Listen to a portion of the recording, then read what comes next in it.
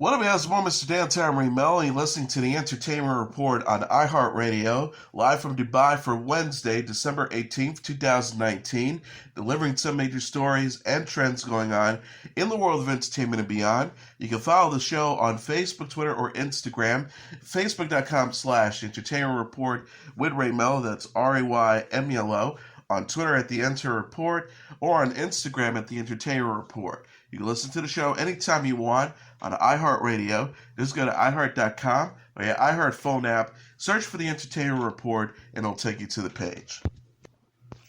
Orion Pictures has released 3 new photos of the cast of its sci-fi comedy Bill and Ted Face the Music. One image shows franchise star Keanu Reeves looking concerned as adult Ted, peering out of a phone booth, which was his mode of time travel in 1989's Bill and Ted's Excellent Adventure and 1991's Bill and Ted's Bogus Journey. Another photo shows Reeves and co-star Alex Winter, who plays Bill, talking to the Grim Reaper played by William Sadler, while a third shot shows their doppelganger daughters, Thea and Billy, played by Samara Weaving and Bridget Lundy Payne. The synopsis reads from the studio: the stakes are higher than ever for the time-traveling exploits of William Bill S. Preston Esquire and Theodore Ted Logan. Yet to fulfill their rock and roll destiny, now middle-aged best friends set out on a new adventure when a visitor from the future warns them that only their song can save life as we know it. Along the way, they will be helped by their daughters, a new batch of historical figures, and a few music legends to seek the song that will set their world right and bring harmony in the universe. Directed by Dean Parisot, from a screenplay by Chris Matheson and Ed Solomon, the movie is set for theatrical release on August 21st. The ensemble includes Kid Cudi, Kristen Shaw, Anthony Cardigan, Aaron Hayes, Jemiah Mays, Jillian Bell, Holland Taylor, Bette Bennett, Hal Landon Jr., and Amy Stotch. Outlander star Sam Heughan is set to portray late Hollywood star Paul Newman in an up-and-coming biopic about actress Patricia Neal and her husband, children's author Roald Dahl. Heughan joined the cast that includes Bodyguard star Keely Hawes as Neal and Downton Abbey star Hugh Bonneville as Dahl. Neal starred with Newman in 1963's HUD, which earned her an Oscar, and Newman an Oscar nomination. The untitled biopic takes place in the early 1960s as Dahl and Neal went to the English countryside to raise their family, and their relationship is put to the test by tragic events, Deadline reported. John Hay is directing the film. Producer Donald McClusker said in a statement, "We're delighted Sam has joined us. He is the perfect actor to play Paul Newman and a terrific addition to our already wonderful cast." Neal, who died in 2010 at the age of 84, was also known for starring in The Day the Earth Stood Still and Breakfast at Tiffany's. Dahl, who died in 1990 at the age of 74, famously wrote Charlie and the Chocolate Factory, James and the Giant Peach, Matilda, The Witches, Fantastic Mr. Fox, and The BFG. The couple divorced in 1983 after 30 years of marriage. Newman died in 2008 at the age of 83. He starred in films such as Cool Hand Luke, Butch Cassidy and the Sundance Kid, and Slapshot. He was best known for portraying Jamie Fraser on Outlander. Tom Holland and Chris Pratt voiced 2 brothers who seek the help of Octavia Spencer in the latest trailer for Disney and Pixar's animated fantasy adventure Onward. The clip released on Tuesday features Spencer voicing fearless adventurer Manticore. Brothers Ian and Barley need assistance after mysterious staff helps bring back the legs of their late father. The duo have 24 hours to bring back the rest of their dad to spend time with him briefly before the spell wears off. Manticore, who now works at a restaurant, gives Ian and Barley a map and a gem to aid them, but forgets to tell them about a curse. Manticore then leaps into action to help the brothers along with their mother Laurel, voiced by Julia Louis-Dreyfus. Ian and Barley are also seen running from the cops during a high-speed chase. Onward, from director Dan Scanlon and producer Corey Ray, the team behind Monsters University, is set to hit theaters on March 6. Country music artist Jake Hoot was crowned the winner of season 17 of The Voice on Tuesday. Hoot beat out fellow finalist Ricky Duran, Katie Caddad and Rose Short in the NBC Singing Competition season finale. The grand prize was a recording contract. Hoot is from Corpus Christi, Texas, and currently lives in Cooksville, Tennessee.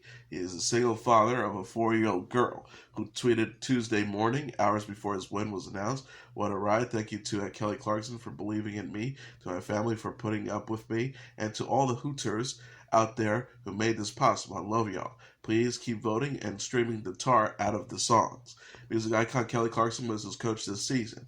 The finale featured performances by the finalists as well as Luke Combs, Jennifer Hudson, Black Eyed Peas, Lady Antebellum, and Dua Lipa. Serving as mentors for this season were Clarkson, John Legend, Blake Shelton, and Gwen Stefani. Carson Daly was the show's host.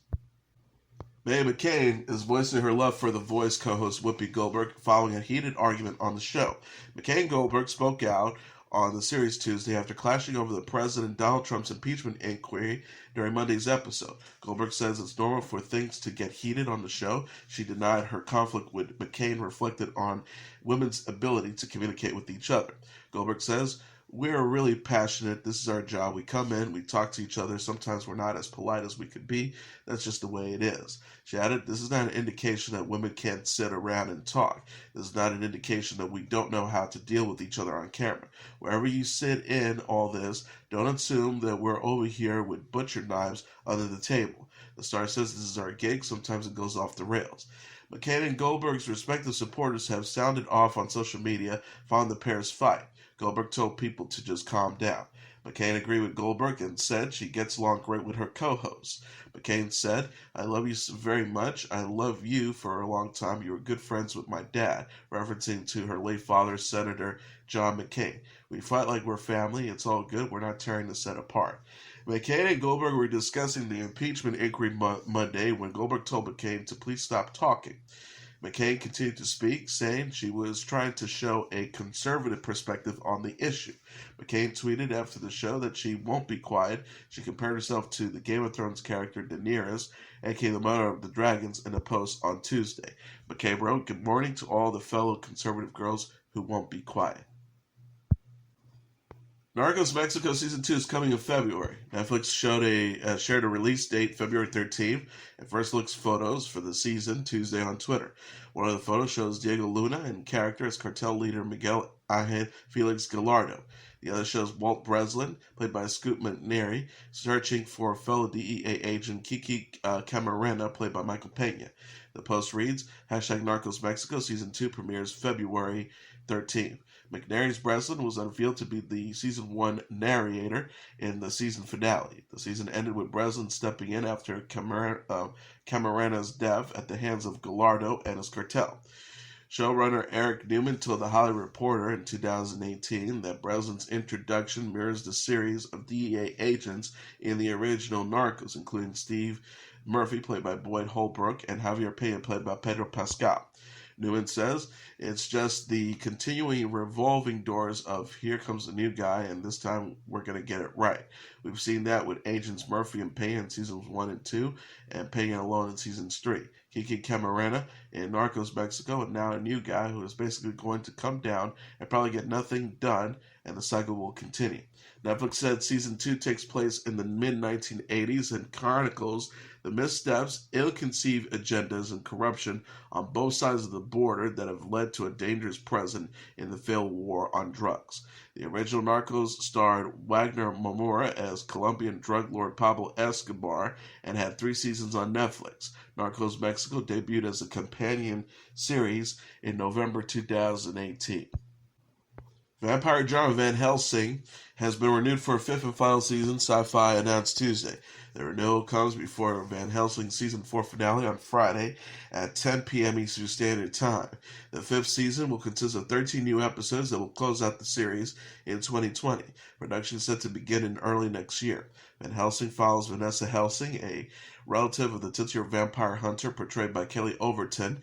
Vanessa is trying to save the world, which has been overtaken by vampires. Missy Peregrine, Jonathan Scarf, Christopher Hadiol, Vincent Gale, Rokia Bernard, Trezl Makoro, and Alex Pulanak also star. Jonathan Lloyd Walker serves as the showrunner. Van Helsing is an American-Canadian co-production which appears on Syfy in the U.S. and on Super Écran in Quebec, Canada. Netflix has the global streaming rights. Executive producer Chad Oakes said in a statement, "We're thrilled to be able to bring the amazing Van Helsing saga to a close. This could not have been done without the support of our incredible cast, crew, Syfy, Netflix, and Super Écran." Daybreak, a post-apocalyptic comedy drama series, has been canceled after one season on Netflix. Aaron Colliette, who created the series with Brad Payton, announced the show's cancellation Monday on Twitter. He captioned the post, "I don't even know how to say this, so we have prepared a small statement. Love you all, thank you." In a statement, Colette says Netflix canceled Daybreak last week. Colette tweeted, "We're so sorry we couldn't share it with you sooner, but also so grateful that we got to hang out in these last few live tweet sessions with all of you. Thank you for picking up what we put down, for running with it in all of your amazing, weird, monstrous ways, and for being such an important part of the show and our experience making it."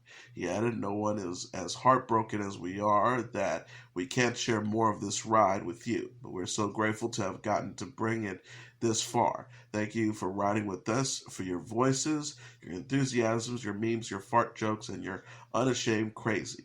We'll see you out there." Daybreak is based on the Brian Ralph comic book series of the same name.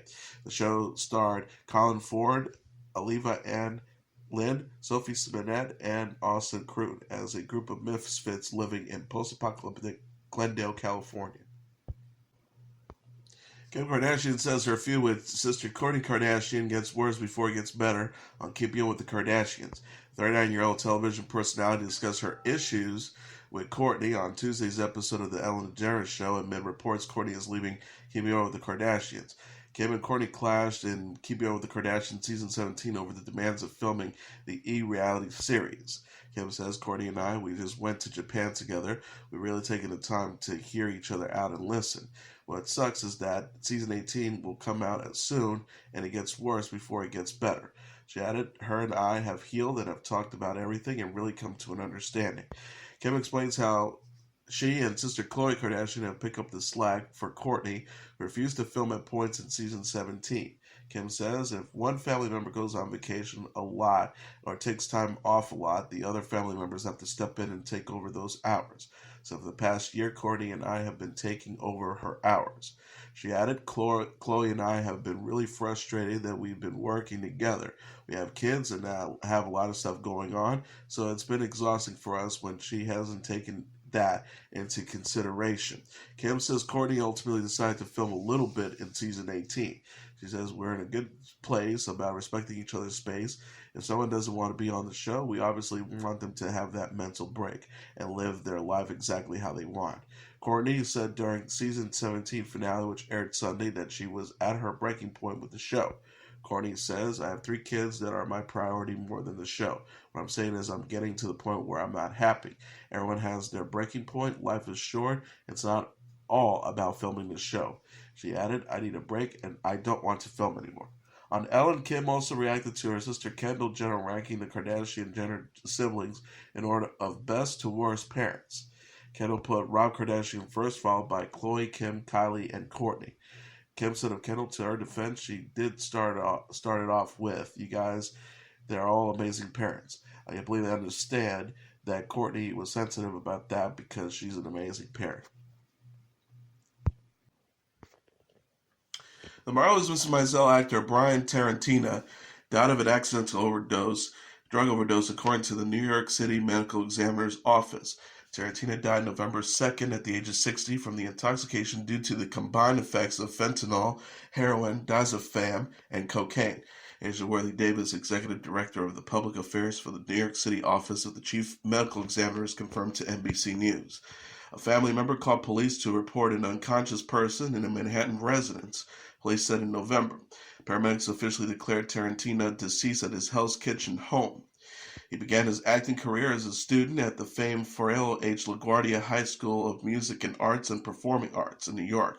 He appeared as a guest star in several popular television shows such as The Good Wife, ER, and The Sopranos. Tarantina also had an illustrious career on Broadway and in film. His last film role was as Burns in the 2019 crime film The Kitchen, starring Melissa McCarthy, Tiffany Haddish, and Elizabeth Moss. Rachel Brosnahan, who played a titular character in The Marvelous Miss Maisel, wrote of Tarantina on Instagram last month. He was hilarious and talented and kind and all-around golden weird. Our family of weirds won't be the same without him. Taylor Swift and her Cats co-star Jennifer Hudson, Rebel Wilson, and Francesca Hayward said on Tuesday, that they attended Cat School to prepare for the upcoming film. So told host Hoda Kotb, Cat School is something that you could do as much of or as little of as you wanted. I was in Cat School a lot. Sarah continued, you're crawling around on the floor, you're learning about their anatomy, their impulses, their instincts, how they sense things. Idris Elba, Judi Dench, James Corden, Jason Derulo, and Sir Ian McKellen also star in the film. Hayward, a Royal Ballet principal dancer, is making her feature film debut as the lead role as Victoria. Hayward said, I still can't believe it about appearing alongside an all-star cast. I was trying not to dwell on it too much and just try and treat everyone like they're just normal people. Cast from director Tom Hooper is set to hit theaters on Friday. The film is an adaptation of Andrew Lloyd Webber's Broadway musical of the same name, which is based on author T.S. Eliot's book, Old Possum's Book of Practical Cats. Kenny Chesney is adding 18 shows to the Chillaxification tour in 2020. The 51-year-old country music star shared plans Tuesday on Twitter to expand his tour with new amphitheater concerts. He wrote, as crazy and awesome as the stadium shows are, and there is nothing like them, there is a vibe to the amphitheater shows that only happens in those places. Amphitheater dates for 2020 added at kennychesney.com. Chesney will perform his first amphitheater show of the tour May 7th in West Palm Beach, Florida. Michael Franti and Spearhead will open for Chesney at the amphitheater shows. Chesney previously announced 22 stadium shows for the Chillaxification tour with Florida Georgia Line, Old Dominion, and Michael Franti and Spearhead. The tour begins April 18th in Arlington, Texas. Chesney released his 17th studio album, Songs for the Saints, in July 2018. He released a new single, Tip of My Tongue, this July. Post Malone will headline Dick Clark's New Year's Rockin' Eve. Producers announced Tuesday on Twitter that Post Malone will perform at the New York show December 31st in Times Square. The Post reads, we're no good at goodbyes, but we're excited to say hashtag Hello 2020 with headliner Post Malone live from Times Square. K-pop group BTS, country singer Sam Hunt, singer Alanis Morissette, and the cast of Broadway's Jagged Little Pill musical will also be performing at the New York event. Producer says making 2020 right by ringing in the new year with at BTS _TWT. Dick Clark's New Year's Rockin' Eve will air live on ABC beginning at 8 p.m. Eastern Standard Time. Nancy Chris and actress Lucy Hale will host the New York show. Dua Lipa, Green Day, Paul Abdul, and other acts will perform at the West Coast event. Singer Ciara will host a show in Los Angeles. Actor Billy Porter will host the New Orleans show. Usher and Sheryl Crow will perform at that event. Post Malone released his third studio album, How It's Bleeding, in September. He is nominated for 2 awards at the 2020 Grammys for his song Sunflower with Swally. And that is your Entertainment Report for Wednesday, December 18th, 2019. I'm your host, Mr. Downtown Ray Melo. I'll be back tomorrow to deliver some major stories and trends going on in the world of entertainment and beyond. You can follow the show on Facebook, Twitter, or Instagram. Facebook.com/The Entertainer Report with Ray Melo, that's RAYMELO. On Twitter at The Answer Report, or on Instagram at The Entertainer Report. You can listen to this episode or any previous episodes of The Entertainer Report anytime you want on iHeartRadio. Just go to iHeart.com or your iHeart phone app, search for The Entertainer Report, and it'll take you to the page. Good night, and God bless you all.